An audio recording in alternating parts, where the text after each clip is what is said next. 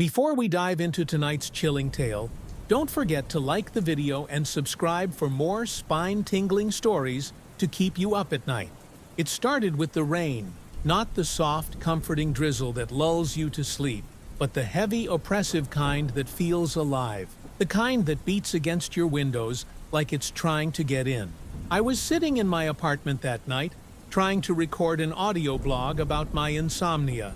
The rain was my background music, a constant rhythm that drowned out the emptiness of the room. My voice wavered slightly as I spoke into the microphone, recounting another sleepless week. Then it happened. A faint crackle of static interrupted the recording, followed by a sound I couldn't explain. It wasn't interference, nor the rain. It was a whisper, soft, distorted, and chillingly clear. "Help me!" I froze, my heart pounding in my chest. Rewinding the recording, I strained to listen again. This time it was louder, almost pleading. "Don't let it take you." The voice cut through the static like a knife, sending a shiver down my spine. I glanced at the window, the rain streaking down the glass, and for a moment, I thought I saw something, a shape moving behind the water. It was impossible. I lived on the third floor. Shaking, I turned back to my laptop, only to catch a glimpse of my reflection in the dark screen. My face stared back at me, but something was wrong. My eyes in the reflection didn't blink when I did. Instead, they stayed fixed, unblinking, and the corners of my mouth curled into a smile that wasn't mine. The whispers returned, louder this time, surrounding me. "You shouldn't have listened." That was the first night. The first night the rain whispered to me, and it wouldn't be the last. Lily tries to shake off the eerie experience from her audio recording. She convinces herself it was just a technical glitch, though she avoids looking at the darkened laptop screen. The storm outside rages on, the rain hammering against the windows with an almost rhythmic intensity. As she lies in bed, her insomnia refuses to let her drift off. The rain's sound becomes hypnotic, but she begins to notice something strange. The rain seems to shift in rhythm, forming a pattern. It sounds like a voice, faintly calling her name.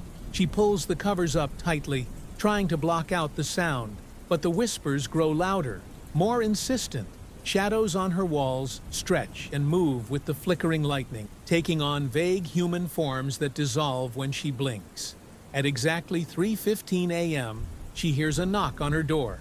Soft but deliberate. She hesitates, heart pounding. Through the peephole, there's nothing but the dimly lit hallway, empty except for a trail of water leading to her door. The next morning, Lily finds herself on edge. The water trail from her door is gone, but she notices something unnerving.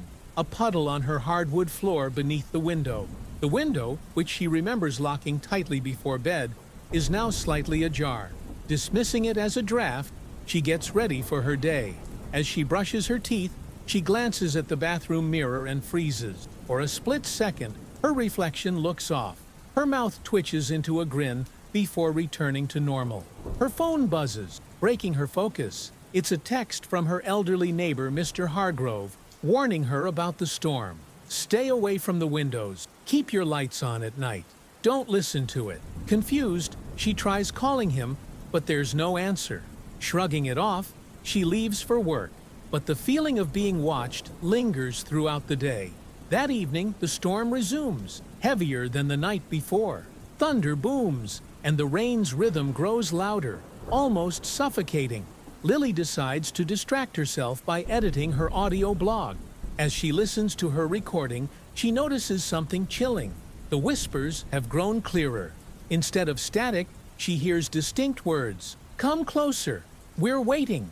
Suddenly, her lights flicker and her laptop screen glitches. For a brief moment, her reflection in the screen isn't hers. It's smiling widely, teeth sharp and unnaturally white. Panicked, she slams the laptop shut. The lights stabilize, but the whispers don't stop. They've moved outside the recording, surrounding her apartment. Later that night, Lily hears a soft rustling outside her door. Gathering her courage, she opens it cautiously. On the welcome mat lies a soggy envelope with no return address. Inside is a water-damaged piece of paper with a single sentence scrawled in uneven handwriting. "Don't answer the whispers. It won't let you go." Shaken, She looks around the hallway but sees no one. The whispers grow louder, echoing through the building, and she hears footsteps splashing in puddles that shouldn't be there. She retreats into her apartment, locking the door behind her. She notices her windows fogging up, and when she looks closely, she sees handprints forming on the glass from the outside. Lily, determined to understand what's happening, dives into researching the history of her apartment building. Library visit. She visits the local library and finds old records, uncovering chilling details about the building. Several tenants had vanished under mysterious circumstances during heavy storms. Police reports describe strange puddles in the victims' apartments and doors found open despite being locked. A recurring mention of the rain caller appears in local lore, described as a ghostly figure that whispers to its victims through storms. Unsettling patterns. The disappearances all seem to take place in the same months during unusually violent rainstorms. Lily realizes the storm outside matches the descriptions. At the library, Lily notices someone watching her. A tall, pale figure in a dripping coat standing outside in the rain. When she turns to look again, the figure is gone, leaving a puddle on the library floor. Back at her apartment, Lily decides to search the building for clues. Mr. Hargrove, her elderly neighbor, reluctantly tells her about a basement that's been sealed off for years. Basement exploration. Lily convinces Mr. Hargrove to help her break in. The basement is damp and filled with old, decayed belongings from previous tenants. The air smells of mildew and water drips steadily from unseen sources. The journal? Among the debris, Lily finds a water-damaged journal belonging to one of the missing tenants. Its pages describe chillingly familiar events, whispers in the rain, a sense of being watched. The final entry reads, "It's not just the rain, it's inside now." A disturbing artifact. Near the journal, she discovers a child's broken umbrella, its fabric soaked and torn. As she picks it up, she hears faint giggles echoing through the basement. As they leave, Mr. Hargrove warns Lily, "The rain doesn't forget. Once it marks you, it keeps coming back." The storm intensifies that night, with lightning illuminating Lily's apartment in eerie, strobe-like flashes. Objects moving. She notices strange, waterlogged objects appearing in her apartment.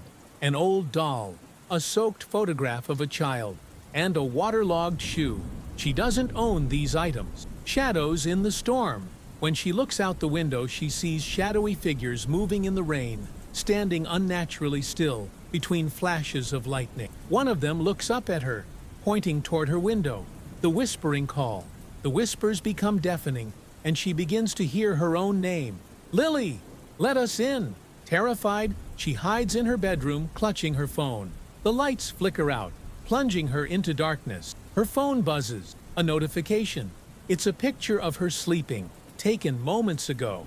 The next morning, Lily confronts Mr. Hargrove about what he knows. Reluctantly, he shares the building's darkest secret. The drowned girl. Decades ago, during a storm, a young girl named Eleanor drowned in a nearby storm drain. Her cries for help were ignored by residents of the building, who assumed it was just the wind.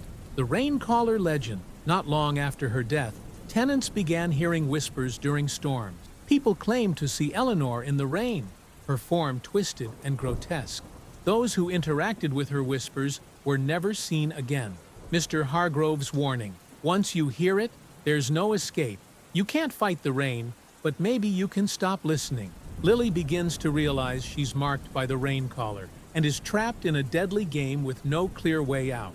Lily's apartment is no longer safe. The rain has infiltrated her world completely, and the whispers are constant, pressing against her mind. Reality unravels. The boundaries between her apartment and the storm blur. Water drips from her ceiling, forming puddles that ripple unnaturally. Shadowy figures emerge from the corners of her vision, vanishing when she turns to look directly at them. The reflection returns. In the bathroom mirror, her reflection doesn't move in sync with her anymore. It mouths words she can't hear, but feels deep in her bones. A message in water. On the fogged-up window, a phrase appears, written by an unseen hand. "Come to us, or we will come to you." Desperate, Lily tries to block out the whispers, by playing loud music. But the sound of rain and voices drowns it out. She knows she must face the rain caller, or risk losing herself completely. Lily gathers her courage and resolves to confront whatever force is haunting her. Mr. Hargrove's advice. She seeks out Mr. Hargrove one last time, who reluctantly provides cryptic advice. The rain caller feeds on guilt and fear. To face it, you need to let go of what's keeping you tied to it.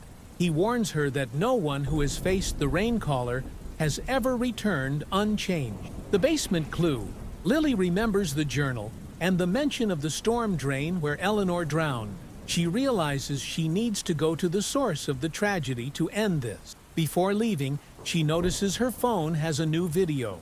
Grainy footage of her standing outside in the rain, staring blankly up at her own apartment window. Lily ventures into the storm, following the whispers to the storm drain, where Eleanor drowned. The path to the drain. The streets are eerily empty, and the rain seems to guide her, creating paths of dry ground that disappear as soon as she steps onto them. Streetlights flicker, and she hears distorted echoes of laughter and cries. The storm drain. She reaches the site, a massive rusted grate with water rushing into it violently. The air feels heavy, and the whispers grow louder, almost screaming now. The encounter. A shadowy figure materializes in the rain, a twisted, childlike shape with hollow, glowing eyes. It speaks, not with words, but directly into her mind. You didn't listen. None of you listen. The rain caller accuses Lily of guilt, claiming she ignored cries for help in her own past, just like the residents who ignored Eleanor. Lily remembers a haunting incident from her childhood when she failed to intervene as a friend was bullied and hurt. The rain caller pulls Lily into a surreal, nightmarish world where time and space are distorted. The vision. Lily relives moments of guilt and fear from her life, each scene twisted and amplified. She sees herself surrounded by water, drowning in her own regrets. The bargain? The rain caller offers Lily a choice: stay in this world as one of its shadowy figures, or bring another soul to take her place. The defiance? Lily, summoning her last shred of courage, refuses the bargain. She confronts the rain caller, acknowledging her guilt and begging for forgiveness, not from the spirit, but from herself. Her act of defiance causes the world to tremble. The rain caller screams, its form breaking apart like raindrops, scattering in a storm. Lily wakes up on the ground near the storm drain. The rain has stopped, and the sky is eerily calm. The silence. The whispers are gone, replaced by an almost deafening quiet. Lily feels an overwhelming sense of exhaustion, but also relief. The building's fate. When she returns to her apartment, it looks abandoned, as though no one has lived there for years. Mr. Hargrove is gone, and her belongings are missing. The mark remains. Lily notices faint water stains on her skin that won't wash off. As she looks into the mirror, her reflection smiles, not with malice, but with understanding. Lily realizes she's survived, but she's been marked by the rain caller. While she's free for now, the storm may come again, searching for those tied to their guilt. Lily tries to return to a semblance of normalcy, but the events have left her deeply shaken. A new apartment. She moves far from the cursed building, renting a modest, sunlit apartment in a different city. Her days are quieter, though she can't shake the sensation of being watched. Lingering effects. Despite the absence of whispers, she notices water stains appearing inexplicably in her new home. Faucets drip, even when tightly shut, and puddles form in strange places. The rain's memory. On rainy days, Lily feels an oppressive weight in the air. Shadows flicker in her peripheral vision, and faint whispers tease the edge of her hearing, though they disappear when she turns to listen. One night, during a light drizzle, she sees an email pop into her inbox. The subject line reads, "You didn't escape." It's blank, save for an attachment. A video of her standing in the rain near the storm drain, looking lost. The whispers grow stronger as another storm rolls in, more ferocious than any she's experienced before. A disturbing warning. A note slides under her door, written in the same uneven handwriting as before.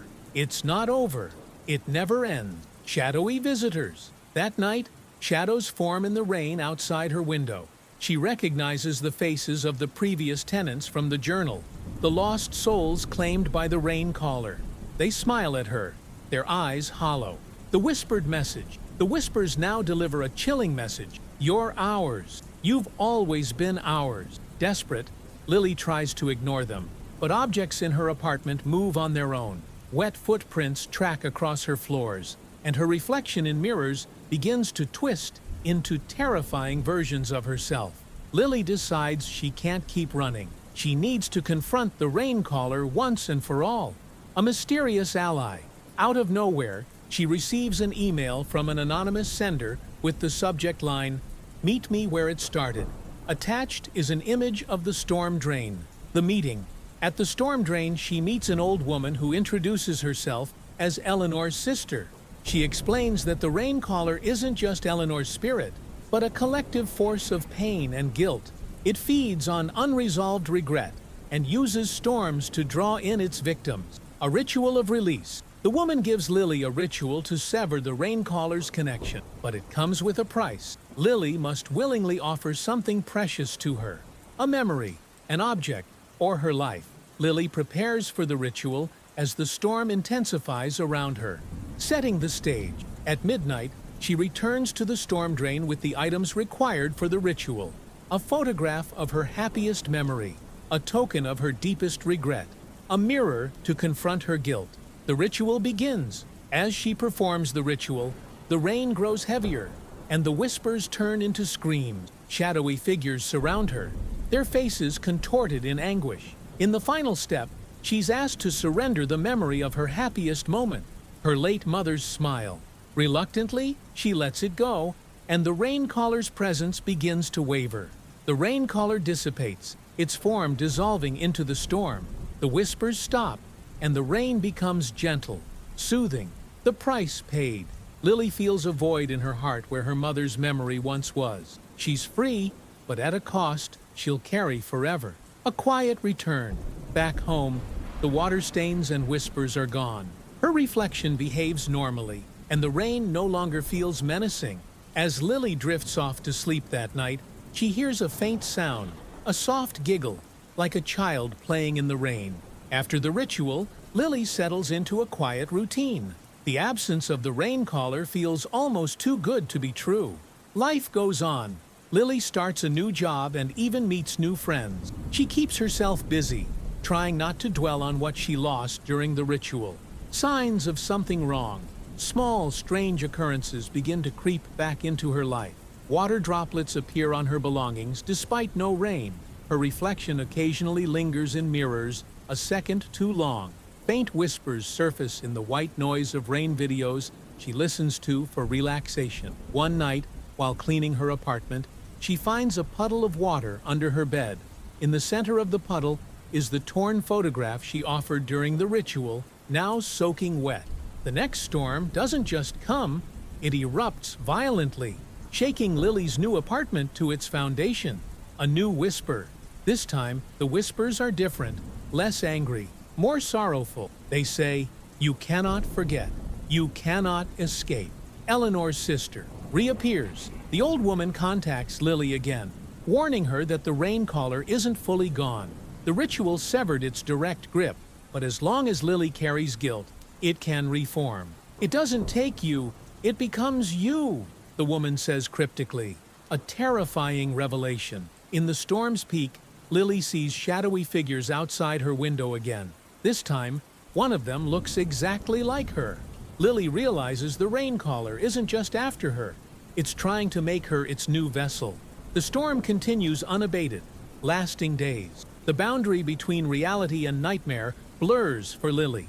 Horrific hallucinations. Lily sees her friends soaked in water, staring at her with accusing eyes. She wakes up choking on water, her bed soaking wet despite no leaks. Shadows in her home move closer whenever she blinks, their whispers louder each time. A call from the past. Lily receives a phone call, but the voice on the other end isn't human. It's Eleanor pleading for help. "You have to come back. It's not over." Lily feels an overwhelming pull to return to the storm drain, as if her body isn't fully her own anymore. Lily goes back to the storm drain, the storm raging worse than ever. This time, she comes prepared with everything she's learned. The return to the source. The storm drain is almost unrecognizable, flooded and glowing faintly with an unnatural light. The whispers are deafening, and the shadows seem alive, writhing in the water. The raincaller revealed. Lily sees the true form of the raincaller, a mass of shadow and water, its face constantly shifting between Eleanor's and her own. It's a physical manifestation of all the guilt, fear, and pain it has consumed over decades. A choice. The raincaller offers Lily a choice: fully become its vessel, freeing it from its watery prison, or be consumed entirely and join the lost souls trapped within it. Instead, Lily chooses a third path. She confronts her guilt directly, forgiving herself for past mistakes and rejecting the raincaller's power over her.